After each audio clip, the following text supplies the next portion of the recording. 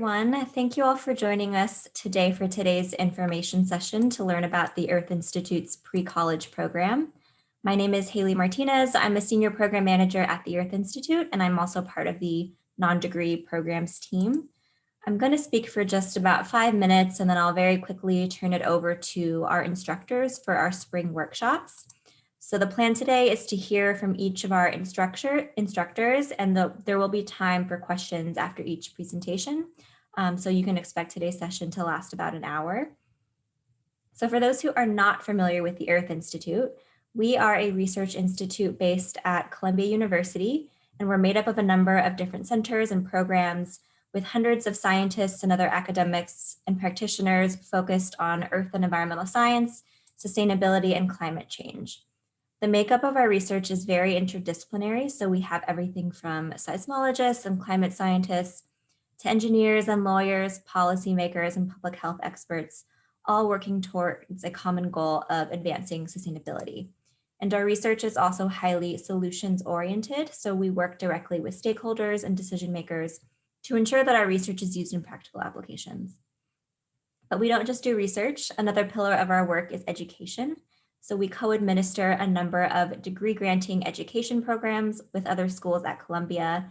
And we also conduct a number of different outreach activities to ensure that we are connecting our research to the broader public. So the non-degree programs that we are talking about today and which just launched this past fall are part of this overall education and outreach effort. So our non-degree programs have two different pillars. One is our professional learning program, meant for working professionals and other adult learners. And the other is our pre-college program for high school students that we are here to talk about today. But before I get into that, I also wanted to mention another piece of exciting news. Columbia recently announced that it is creating the first ever climate school. So the Columbia Climate School's mission is to develop innovative education, support groundbreaking research, and foster essential solutions from the community to the planetary scale.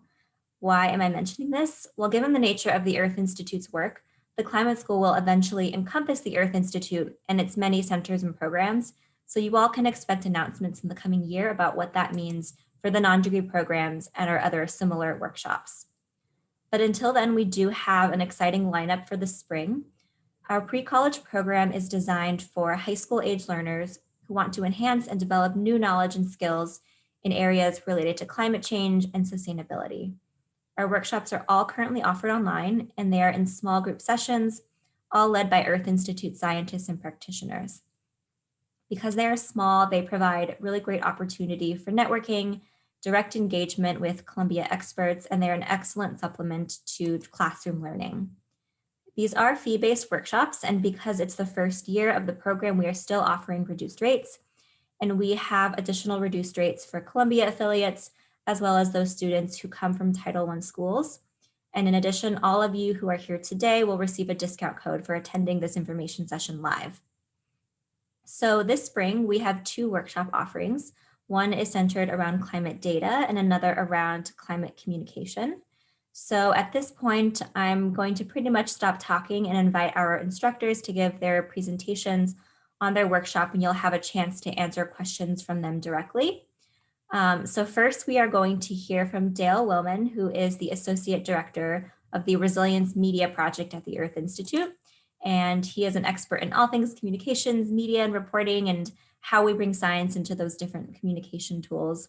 So Dale will tell you a little bit more about himself and his spring workshop, which is called Communicating Climate Change Like Your Life Depends on It. Dale, I'm going to leave it to you.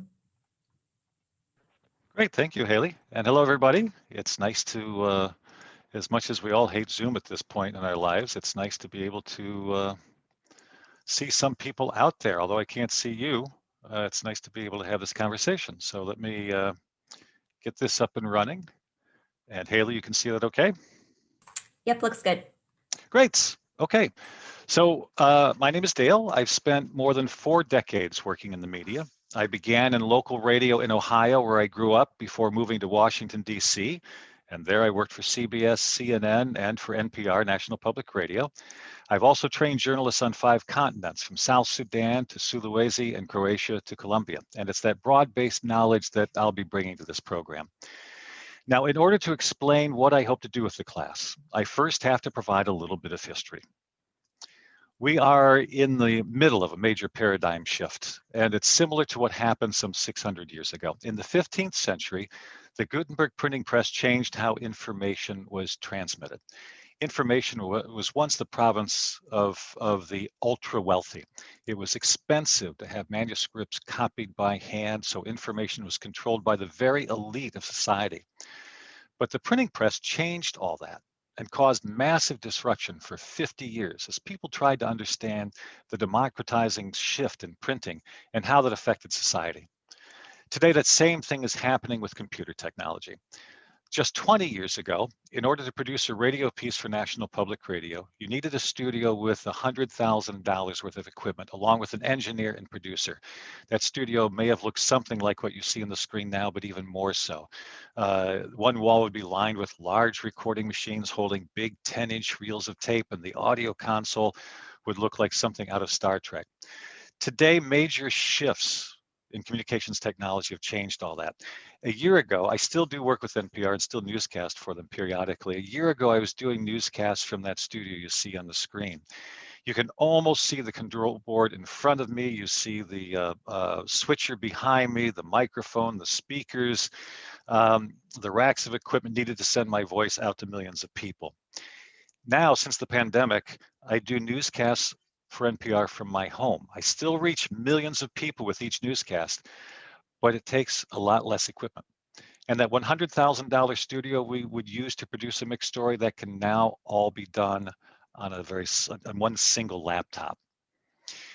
What this has done is it's democratized communication. It was not all that long ago that information was controlled by a small group of organizations, at least on the national level. That's because the cost of entry was too high. Not many people could afford that $100,000 studio or printing press to print their own newspaper. But today you can produce podcasts with the free audio software that comes with your computer. It can be GarageBand. In fact, I have a photo. This is what GarageBand can look like on your Mac, or Audacity on your PC. You can create professional style videos with your cell phone. And I'm sure you've seen the iPhone ads recently about making movies. They're not lying. So now I want to talk about the structure of the course and what students can expect. But it's important first to talk about what it is not. This is not a production course. While we'll discuss the various technologies available and the software that can help with the work we'll be discussing, we will not go into the nuts and bolts of production. We will not teach audio editing or video production.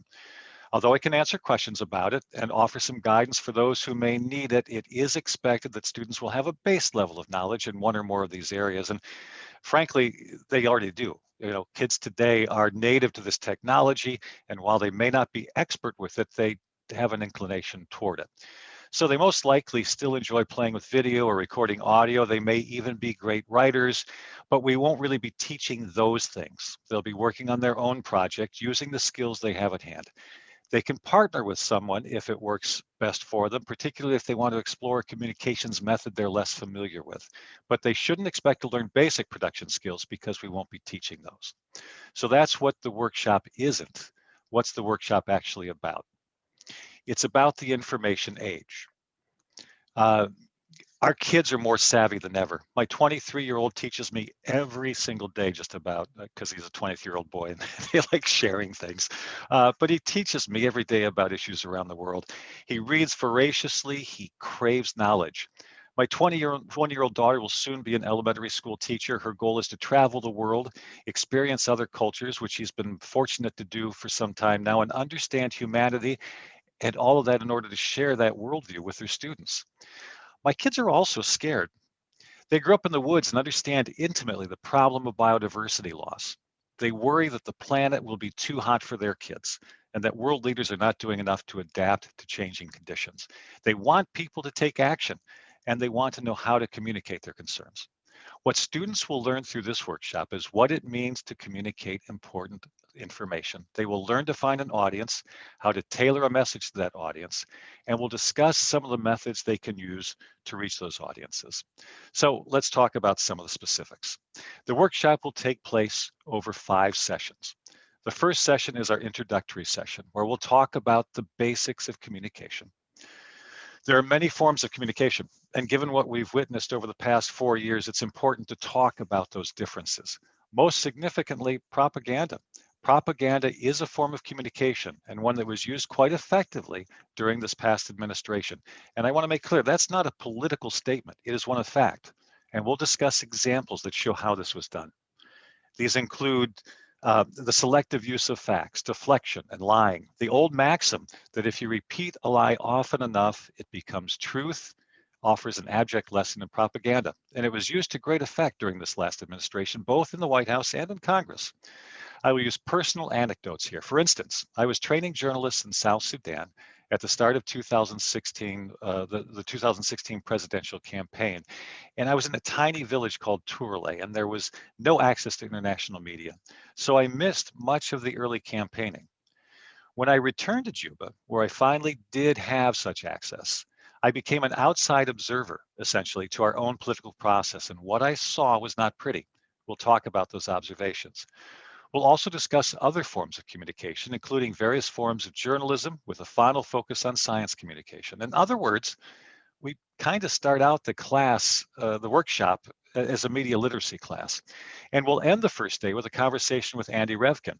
Andy is not just my boss at the Earth Institute, he's perhaps the dean of climate journalism, having essentially started the beat with his .earth blog long ago at the New York Times.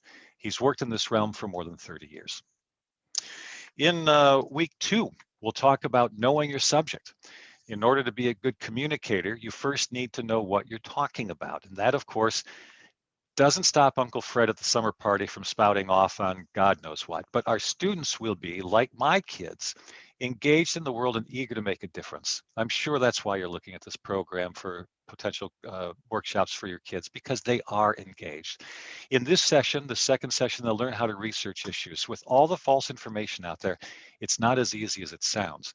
The world is being filled now with so-called deep fakes. There are tools they can use to verify the authenticity of the information they're finding, including videos and photos. There are ways to determine the integrity of a website. We'll talk about all of that and help them to become adept at using these tools. They'll also have been given the major assignment of creating their own communication in class 1. In this class, they'll begin to research their topic. Week 3 is focused on the audience. As I mentioned earlier, I began in journalism more than 40 years ago. I was taught that the pact between a journalist and their audience was quite simple. We, the journalists, would provide important information concerning topics of major interest to the community. Those receiving this information, in turn, would take that information, they would assimilate it, and use it to change their beliefs and their understanding of the world accordingly. Today, we know that compact is not only broken, it's simply just not true. When people talk about the democratization of the media, they point out that anyone can now find their own community of like-minded individuals with whom they can share information. Stamp collectors have their pages on Facebook, photographers gather on Instagram, racists enjoy Parler and other sites, but this segmentation does not lead to clarity. Rather, what the latest research continues to show us is that people segregate along what are called tribal lines. These tribes represent their base feelings and emotions, their deeply held biases, and facts often cannot penetrate these worlds. That's because tribal beliefs, represented by religion, cultural norms, or other factors, tend to be much stronger than even factual information.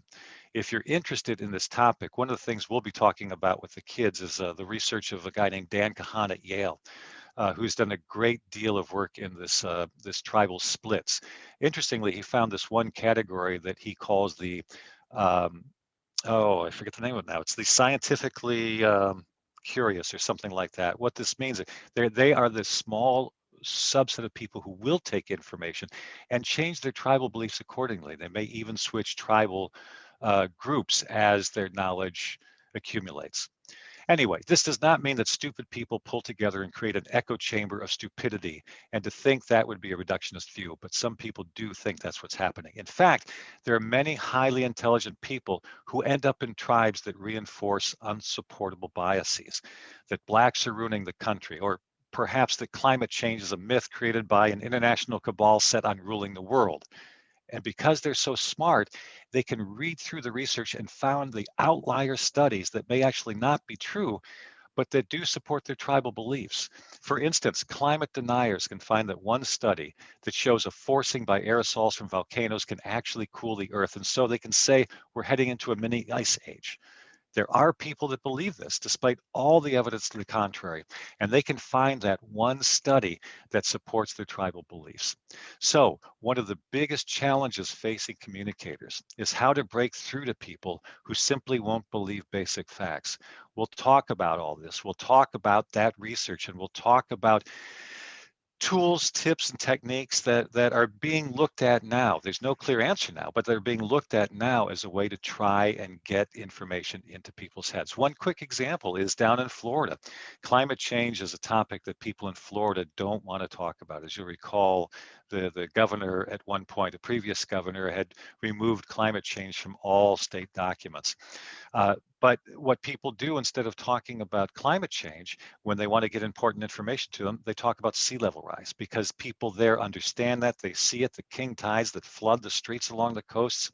So it's still talking about climate change, but using different language. So that's one of the techniques we'll talk about as a way to get important information into the heads of people who otherwise would not pay attention.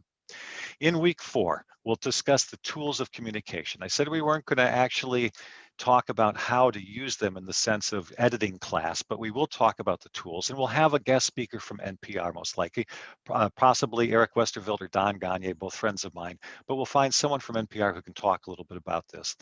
And they'll talk about their work. We'll also have another science communicator talk more in depth about their work.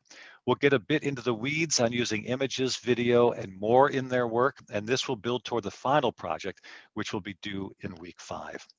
And then week 5 is going to be the best class ever. It really is. We're going to go over student projects. Everybody will have a chance to present their final projects. We'll critique them as a class. We'll discuss what works and what doesn't, and we'll have a lot of fun doing it. It's an empowering time because the students get to see what they're capable of doing. They get to hear from their peers. They get to hear the pluses and minuses, but really it's a time to congratulate the work that they've done. And we'll talk about how they can use these newfound skills. So that's the basic outline. It sounds simple, but we'll have the luxury of time for each class, which means we can really go deep in our discussions. And one thing I do want to mention, the pedagogy is clear. Learning occurs best in small group discussions and with activities. This is not going to be all lecture all the time. I'm looking for a number of activities we can do during class. There will be assignments and projects that will be small, but will occur outside the classroom setting. It may mean finding a deep fake online that they can share with the class and we can talk about it, or an observation task for them as they're out in the neighborhood, things they can look for and think about. But rest assured, I expect them to be actively engaged in the conversation as we move through the material. There'll also be some reading assignments, but I will not be loading them up with articles from science journals. Readings will typically be at grade level and engaging enough to get them to work through it pretty easily. So Laura, these are the hopes for the class. I'd love to hear your thoughts and questions. And right now I'm going to feed the cat that you might hear whining in the background because I have to protect his food from the other cat. And that's the joy of doing this from home. So let me get rid of the presentation, and I would love to hear any questions or comments or thoughts that you might have. And as a bonus, if he sticks around, I'll show you the cat. Thank you, Dale. If anyone has questions, feel free to pop them in the Q&A box. I think everyone knows how to navigate the Zoom Q&A at this point. Dale, I have a question for you. I imagine a lot of our students, or at least a lot of the parents of our students, are thinking about how to prepare for college and thinking about that next phase of their lives, and ensuring they have the skills that they need to succeed in like a new academic environment. Can you speak to how you think your workshop in particular will help them develop new skills that will be helpful as they move on into the next stage of their, academic careers? That's an interesting question, which is one of those dodges we use when we need to think for just a little bit more about that. No, it's a good question. Boy, there's a lot of layers to that. One of them, and Yes. I don't know how much we'd address this, but one of the things that I think about a lot, when I wrote my master's thesis, my advisor went through it, and the only critiques he had were on style. The APA guide says you have the quote outside the parentheses or whatever it might be. He had no content comments. And I would argue it's not because I did such a brilliant thesis, but as a journalist, I wrote it in an engaging fashion. I told a story through it. It wasn't in that sort of academic thing. And I'm dealing this with my daughter right now, who I'm helping her with papers in school and editing them and going through and trying to help her, because kids aren't learning how to write in high school. And one of the best things they can understand is that to find their own voice and write in a strong storytelling way, in a compelling way that carries the information through. And you know what? That's what professors want too. They don't want you to guess how many big academic words you can stick into the paper. They want to know that you have a grasp of the information and you can show that the best through a storytelling fashion. So we'll be talking about storytelling, which is a part of communication. And I think that is a skill that is easily transferable to college. And in fact, I'll make sure we talk about that during the program, about how the value of that kind of communication. Because whether you're writing a paper for class, for your senior level course on geography that Dara is probably teaching right now, that she'll talk to you about in a little bit, or if you're simply trying to communicate an idea to somebody, clarity and simplicity is the most important way to get it across. And I think that's a skill that will easily transfer into college. Absolutely. Thank you for thinking through that question. And we'll do it all in just those 5 segments too. Yes. So we have a question about if working adults are allowed to take this class. We actually received this question the other day via email, and we're looking into Columbia's policy, just because this workshop is designed very specifically for minors and students that are in high school. So we will look into that and get back to you. So if you Let me want to ask you, email us with this I question. don't know the SPS process. Is that also for high school students, or is that for adults? The SPS They're courses. they have a pre-college program as well. Yeah, Okay. specifically for high school students. Okay. But we have another question. How is this course different than any other course about climate change? Why would this be the most beneficial choice for me? Because this isn't about climate change. This is not a science course. I'm not a scientist, and I'm not going to teach the science of climate change. We're going to talk about how to communicate it effectively.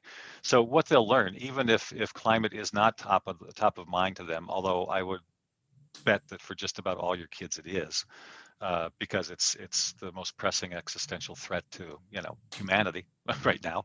Uh, that it will be the theme of it, but they're going to learn skills that are applicable to anything they might want to do.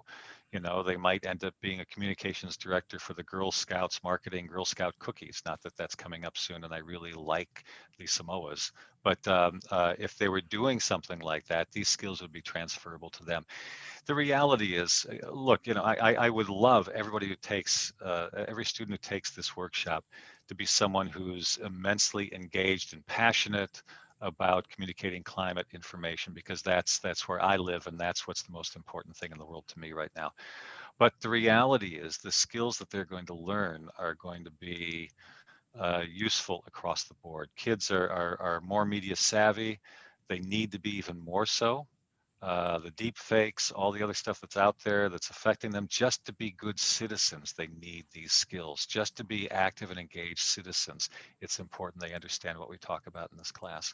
So I hope that kind of sort of gets at the question. But so to make clear, this is not a climate change course. This is not the science of climate change. It's the focus of the projects that hopefully they'll be doing. Although if someone is so adamantly struggling with that and would prefer to do something else, I would entertain that. I don't want them to get bogged down in that. I want them to learn this and understand these communication techniques more so than having to delve into material that they're not comfortable with.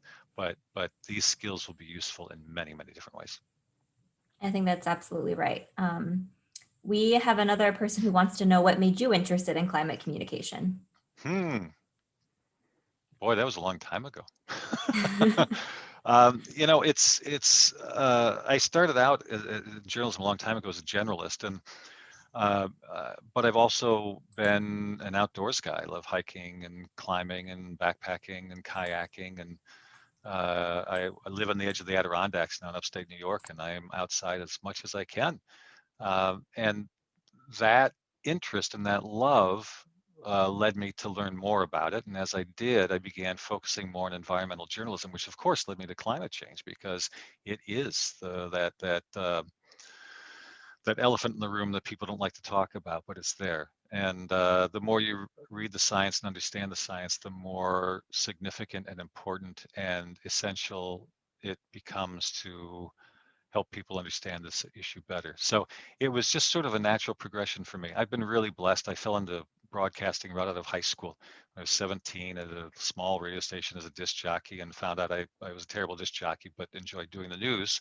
And it's like I've stumbled forward for the next 40 years after that to be in this career. And I've been very blessed to have that happen. But so it was more of a progression than any sort of like aha moment, or this is my passion, that's what I'm going to do right now. I just grew into it because it just felt right and important. Great, I thanks for could go on sharing much that. longer, but but we don't have the time. Yes, and so if people who sign up for the course can, of course, get more detail on that. But I don't see any other questions right now. So if anyone thinks of any, feel free to pop them into the Q&A box anytime. But I think this is a good point to segue into our next presenter. And I will stay on a bit I want to see Dara, because I'm very excited about what she's doing, and I want to see what she's going to be talking about. And I hope you sign up for her class too. But I'll be around, and you can, if there are other questions, I can answer them then. Thanks everybody. Thanks for showing up. Thank you, Dale. So I'm going to introduce our next presenter, who's our second instructor. Dara Mendeloff is a senior geographic information specialist and an environmental educator, and she is based at the Center for International Earth Science Information Network, which is one of the centers of the Earth Institute. So Dara, please tell us a little bit more about yourself and give us an introduction to your workshop, which is called Making Sense of Climate Data. Thank you, Haley, and thanks, Dale. I want to take your class. I need to learn a little bit more about how to communicate what I do. So I think we'll be taking each other's classes. I'm just going to share screens with everybody. So, so the name of this workshop is Making Sense of Climate Data. And so there's a lot of big data out there. There are a lot of big buzzwords out there, and things just keep on piling up on top of one another. And so through my work, I really like to break things down so that I know what that all means. So we're going to break things down, and we're going to figure out what climate data looks like, not just numbers that they report to us, but what do those numbers actually look like in what formats. So what we're looking at here is Google Sites. So for the workshop, you would be working in something like this. So here's our welcome page and the workshop overview. So data is all around us. It's constantly monitoring us. We have satellites, a lot of satellites. Elon Musk is making a even bigger revolution now with satellites and how in 5G. So we're all going to be even more connected. And so we have this big data, but we don't really have big knowledge because we don't really know how to make sense of all of those data, especially with climate. Now, climate is a big climate change. It's a big buzzword, but climate is long-term trends of information, right? We're talking about not what happened yesterday till today, but hundreds of years worth of information. Okay, maybe not hundreds, but we'll talk today about sea level rise. And we have I'll show you maybe 100 years worth of information that we've been collecting. So that is the kind of trend and pattern that we're looking for when we're talking about satellite data. But then you have this real-time aspect of things, and how can you leverage real-time information for things that are going on right now with things like Alexa and your cell phone, all these things that are connected. And so in my work, I work with climate and sustainability, which is the intersection of humans and the environment. So how does all this big data relate to what's going on with people? Where are vulnerable populations? Are things equally distributed? So here's some examples of environmental performance index. So there's a lot of policy and politics involved with countries starting to reach the Sustainable Development Goals at different levels. So how do we keep track of everything, environmentally speaking? And so the other aspect of what I do is I work with data, right? So how do I work with data? There are lots of different tools to do that. So some of the more common tools are ArcGIS Online. There's Esri is the biggest GIS or mapping platform. So I'll show you how to work with that tool. Not that you're going to be a GIS person, but I teach a course in sustainability management for managers. So more along the lines with what Dale does in communicating information. Everybody needs to know how to interpret data, even if you're not going to be a data scientist programming in R, which we'll cover. We'll cover R and Python. You don't have to be a programmer. I'll provide the scripts to you and we'll just walk through it so that you know the different decisions and criteria that are being made in order to produce results. So learning outcomes for the course, you're going to understand a variety of data types and formats. So what are the numbers coming at you? At what scale are they supposed to represent? I'm a geographer, so when you want to map something, what are those different formats? Is everything in a spreadsheet? Does Excel run the world? No, there are lots of different data formats, especially when dealing with satellite imagery. They're really big formats. There are lots of different formats. So I'll give you an overview of what you can expect to find. There are different types of data. Not every type of data needs to be mapped. Although I think that location is the center of all of our systems. So everything can be related to a location. Location is the commonality, but it also is what's different between different places. So it's kind of the key in geospatial technologies is it's not going anywhere. It's how information is collected. So knowing how things work related to location is really important. So again, you'll learn different tools. So data science is also in that umbrella. You'll learn different statistics. You'll learn to understand different statistics, the difference between a rate and an average. Those things are very interchangeably used in the world. So you need to understand the difference between those things and how to produce them as well. And all of this will be learned in real world problems. So the example I'll go through in just a moment is something that I've actually worked on, and all of these issues are constantly changing. So data is always being interchanged and updated when new models are being produced. So knowing how to work in one project will be very valuable when things change. And we will touch on how to create maps, charts, graphs, and other visualizations that communicate results. So if you take Dale's class and then take mine, you will know how to communicate your results. And then, okay, so that's me. So how is the workshop structured? It'll take place from March 8th till the 24th, and we'll have 6 sessions from 4 till 6:30 in the evening. And every session will be hands-on. So here's an example in the next tab. Google it. Okay. So for example, here's a session. Sea level rise and coastal flooding. These things are happening right now. They're not going away. And so what does the data look like? And in this example, here's the agenda.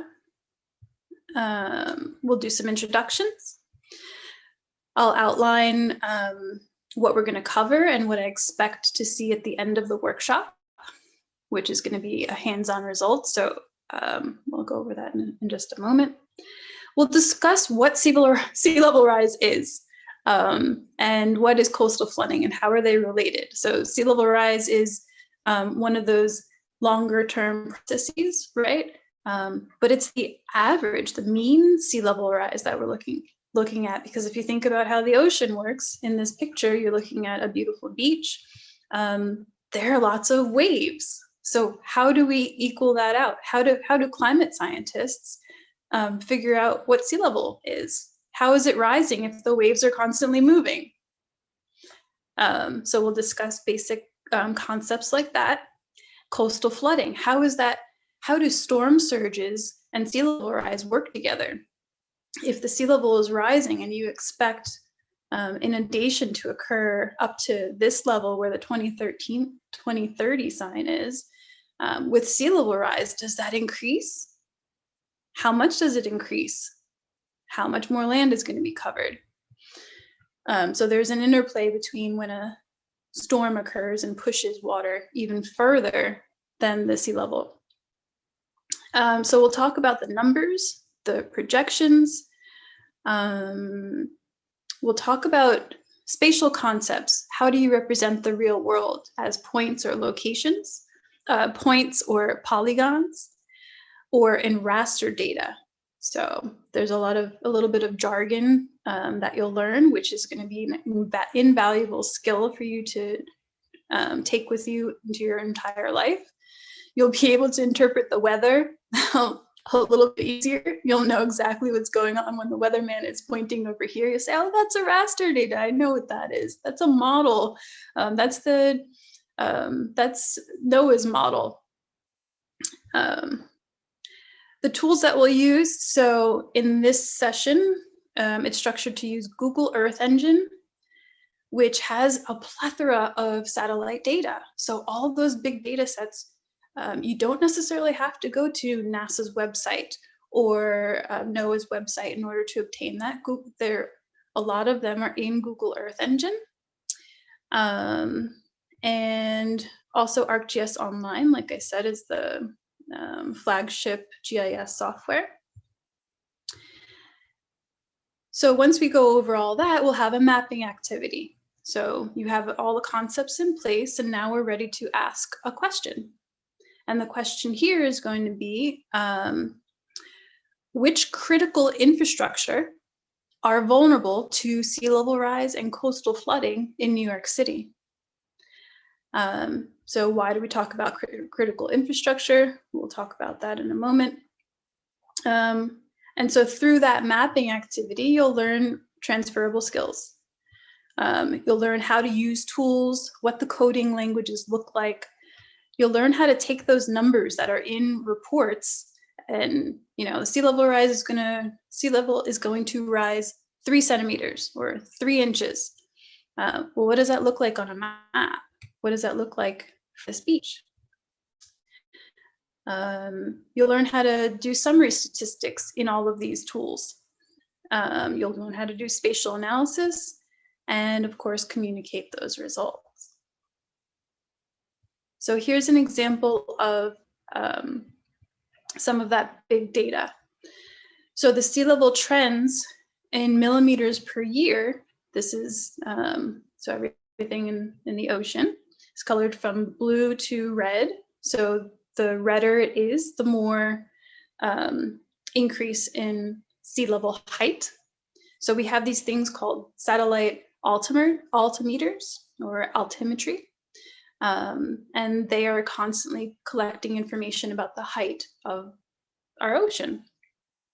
And so over the last 20 years or so, we can see a trend, and there is a lot of the ocean is increasing. And so we won't be talking a lot about why sea level is increasing, but all of that information are in these supplementary reports. So we're going to get our numbers from authentic, authoritative sources like the Intergovernmental Panel on Climate Change. You might have seen that acronym, IPCC. So they are kind of the official source of global mean sea level. And then so we'll learn about the difference between scale. So this is all at the global level.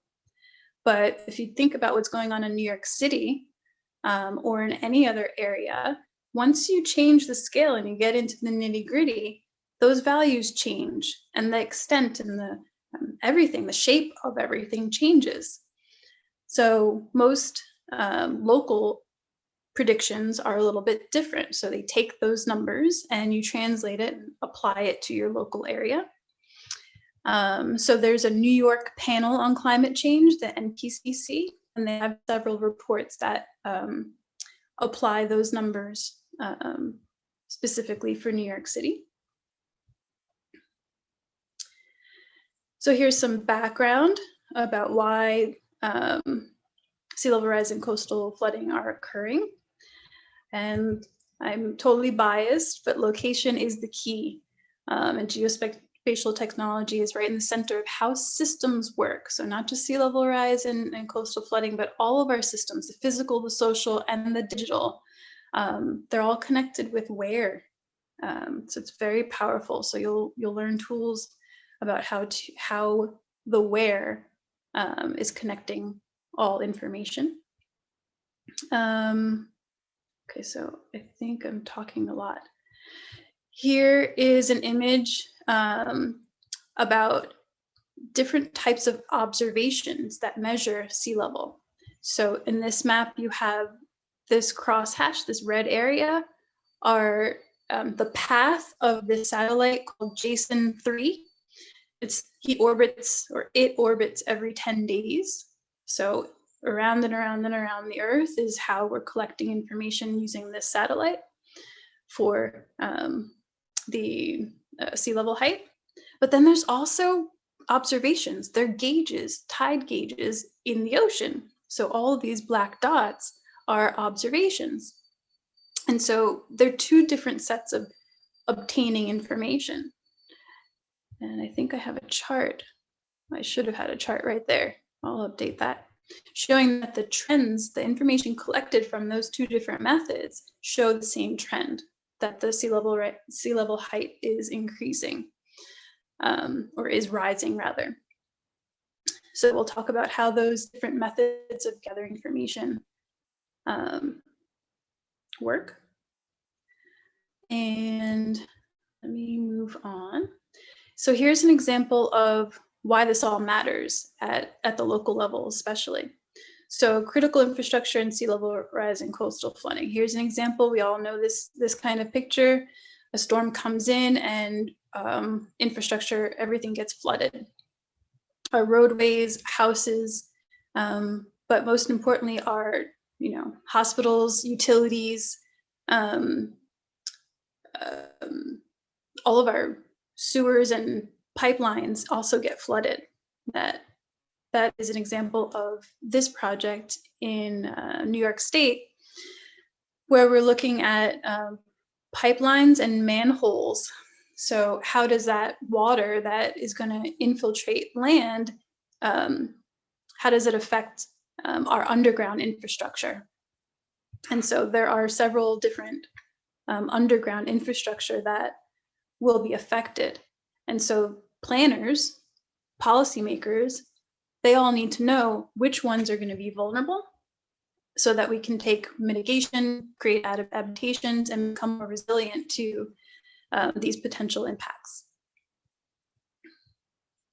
Here's the example of the sea level height variation over the last 20 years or so. And there's a huge increase, right? And that's not going to stop anytime soon. Here's a chart showing us the tide gauge records in that blue line, and then the satellite imagery, taking observations from above, only started about in I think 1983, maybe 1990 for this particular satellite. And so you can see the trend is the same. Okay, so really quickly about Google Earth Engine. So here's what you can obtain from Google Earth. We will get into that data. Let me show you what that tool actually looks like. So here's where you would find some data, and then here's the code.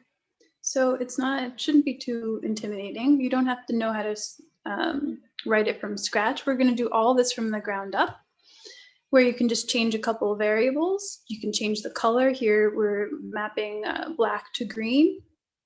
And this is an example of tree cover, not sea level rise. We're looking at forest loss.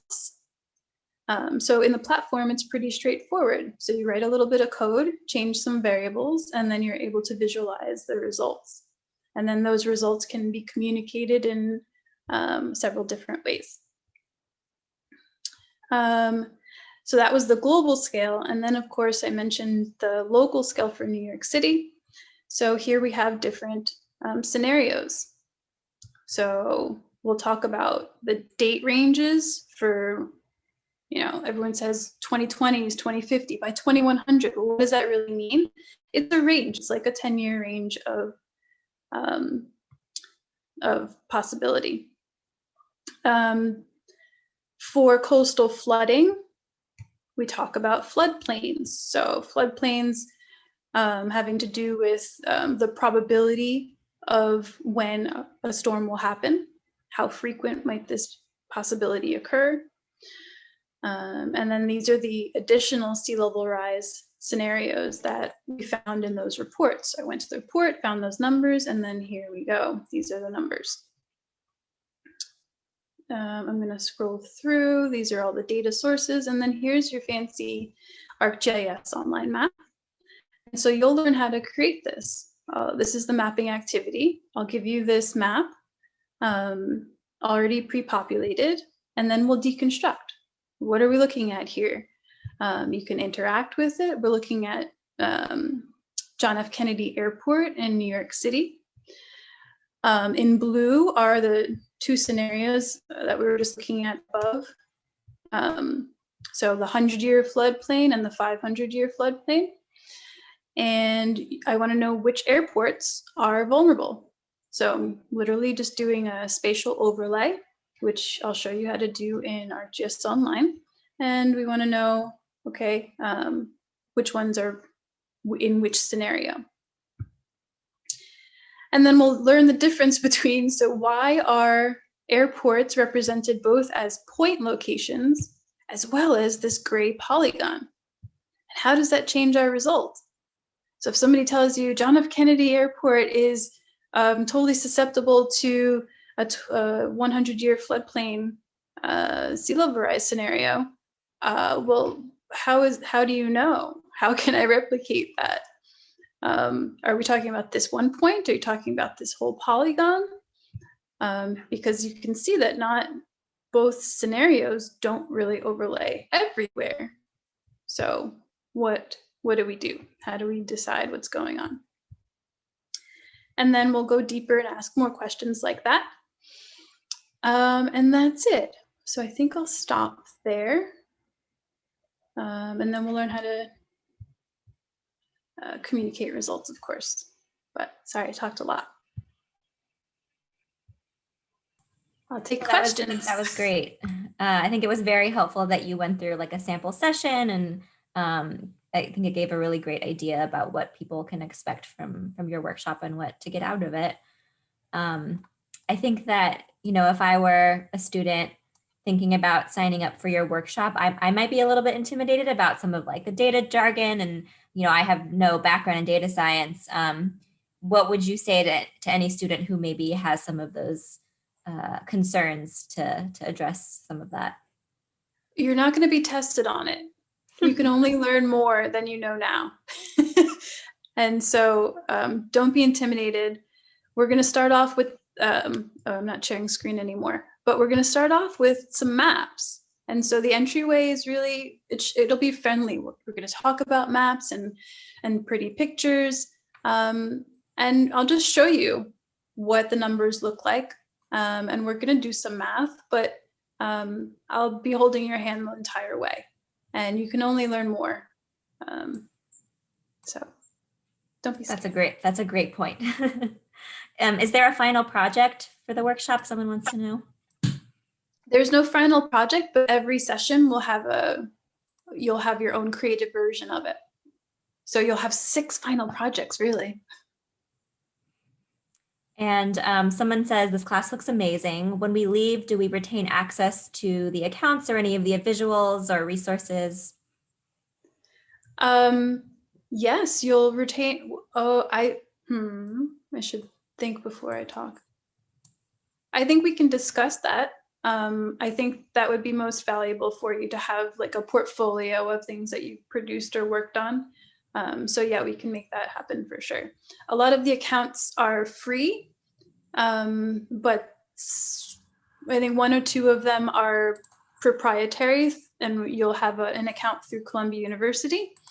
So that one we might have to figure out how to transfer over to you, but most of them are free. So you can transfer them over with your personal account. Great. Does anyone else have any other questions? Okay, someone asked, what's the main reason this would be important for college? So I guess similar to the question that I had asked Dale early on. That's the thinker. Well, so you get to apply a lot of different types of critical thinking. And so this buzzword GIS is not going anywhere. It is everywhere, and it's staying, and location is just really important. And I think it's important for all of us to know in every sector. So no matter what you're studying, you're going to see maps. At Season, we manage the GIS accounts, and we have people in history. We have people in urban planning. We have people in the earth sciences, engineering.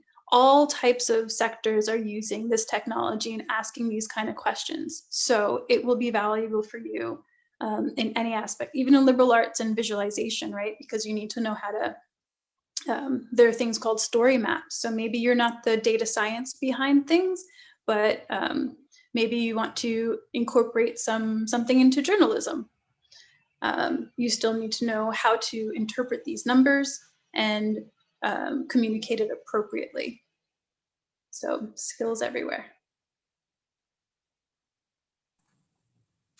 Great. I don't see any other questions. I did put the Learn email in the chat, so learn@ei.columbia.edu if anyone has any additional questions after today's info session.